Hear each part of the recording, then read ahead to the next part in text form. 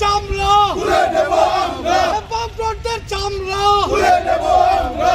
ভারত মাতা কি রাজপথে যুব মোর্চা সিআইটিও হুঁশিয়ার হুঁশিয়ার হুঁশিয়ার, রাজপথে বিএমএস সিআইটিও হুঁশিয়ার হুঁশিয়ার হুঁশিয়ার, রাজপথে বিওরে বলতে পারছি না, মানবো না মানছি না, মানবো না বলতে আমরা মানছি না, মানবো না মানছি না, মানবো না, কর্মবিরোধী সেন্টারে বলতে আমরা মানছি না, মানবো না মানছি না, মানবো না।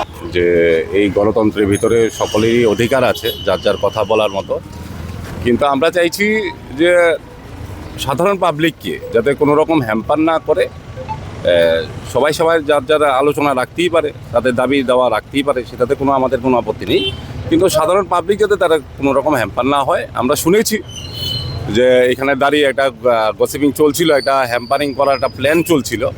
তো ওই প্ল্যান চলার কারণে আজকে নাগরজলা স্ট্যান্ডের থেকে শ্রমিক ভাইয়েরাও চলে এসছে।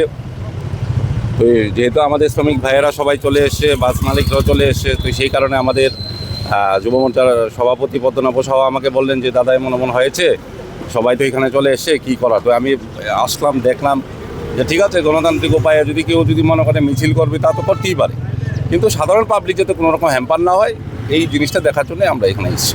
সিপিএম যে বন্ধ রেখেছে তার প্রভাব কি পড়েছে?